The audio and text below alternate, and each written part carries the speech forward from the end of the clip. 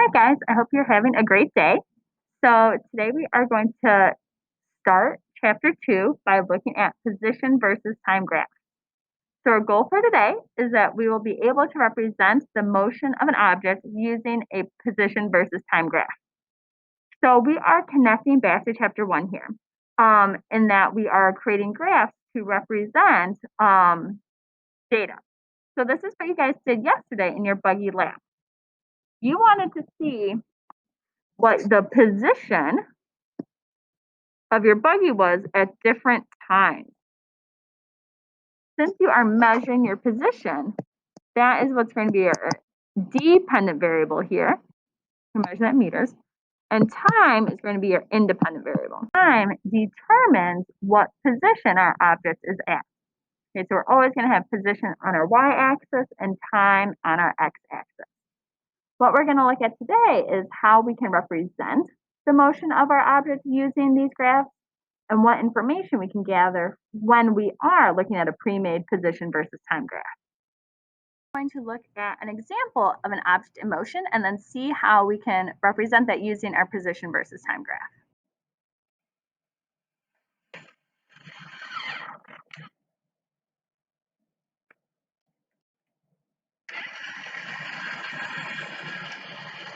Create a position versus time graph for the motion of the buggy that we just saw. But before we start working on the graph, we're just going to make some general notes of what we saw in that video. In that video, we saw our buggy started at the origin. Okay, so we always need to make note of where our object is moving. Okay. Our buggy then moved to the left or moved in the negative direction.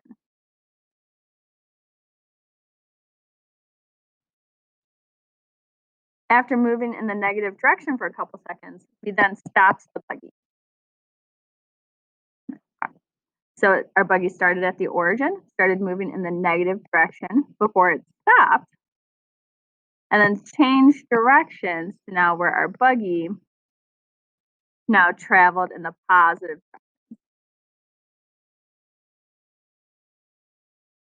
And if we watch that video, it travels past the origin.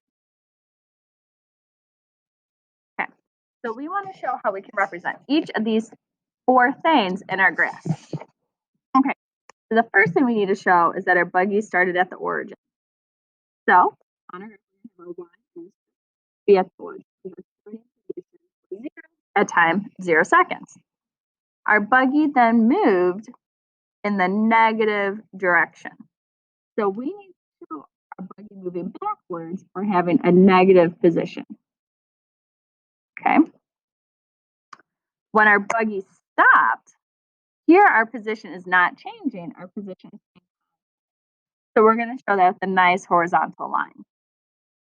After a couple seconds, our buggy then started to move in the positive direction. Okay. So after stopping for a couple seconds, our buggy moved in the positive direction and it traveled past the origin. Okay, so when I draw my line here, I'm going to have my line go past that position of 0 and into our positive position because it went past where it started. So let's kind of recap what we can all tell from this graph. We can see from our y-intercept where our buggy starts. And we can see here that our buggy starts at the origin. Okay. When our positions are negative, we can tell that our buggy is behind the origin, okay, or we're traveling backwards. If we have a negative slope, that means we are currently traveling backwards, and here our positions are negative, so we're officially behind the origin. When we have this nice horizontal line, then we can see that our position is not changing, so that tells us our buggy has stopped. However, though, in this purple segment, we can see that our positions are getting less and less negative. So as we're moving towards the origin again, we can tell we're now traveling in the positive direction. Since we have that positive slope, our positions are getting less negative. We get closer to the origin. And then we can see once our position becomes positive, We are now moving away from the origin in the positive direction. And again, that positive slope shows us that we're moving in the positive direction. All right, so we talked about how the sign of our slope can tell us what direction our buggy is moving. The negative slope, we're moving in the negative direction, we're moving backwards. We have a positive slope, we're moving in the positive direction or traveling forward. Our slope is also going to give us information about one other thing. So we know when we do slope, we always do y over x. So in this case, we would do our position measured in meters divided by our time measured in seconds. And we end up with units of meters per second for our slope. This should look very familiar to us because meters per second, these are going to be our units for the velocity of an object, okay? So our velocity of an object is going to tell us our speed and what direction our object is traveling. So if we are able to find the slope of our graph, that means we're also able to find our velocity. So let's assign some arbitrary numbers to our graph here. Let's say we have 1, 2, 3, 4, oops, 5, 6 seconds. We're looking over time frame of 6 seconds. And then we have positions of -1, -2, 1, 2, 3. Okay.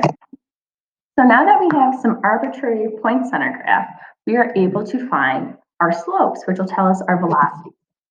So if we look at the segment from 1 to 2 seconds, the segment right here, we can see that that is all just one straight line. So we are able to find our slope or our velocity from 0 to 2 seconds. Okay, and we know to find our slope, we pick 2 points. So we're just gonna do 0, 0, and then 2, -2. So then when we find our slope, we'll take the difference in our y's and divide that by the difference in our x's. And we'll find that our slope from 0 to 2 seconds is -1 meter per second. So that tells us our buggy is not only traveling backwards, but it's traveling at a speed of 1 meter per second. Okay? We can then go ahead and do this for each segment of our graph. If we look from 2 to 3 seconds, now we can see that we're going to have a flat horizontal line. If we have a horizontal line, that's going to tell us that our slope is going to be 0 meters per second. And that makes sense because when our buggy stopped, it was no longer moving, so it's not going to be traveling with any given velocity. That leaves us with our last segment from 4 to 6 seconds. So if we're looking at, 3 to 6 seconds. 3 to 6 seconds, again, we can pick 2 points. So we can do 3, -2, and 6, 3. To find our slope, again, we'll do the difference of our y's divided by the difference in our x's. And we should again find that our slope is going to be a positive 1 meter per second. So we're traveling at the same rates that our buggy was from 0 to 2 seconds, but now we're traveling in a different direction. So our velocity is going to have that positive sign. Okay, so our slope not only tells us what direction our buggy is moving, but it also tells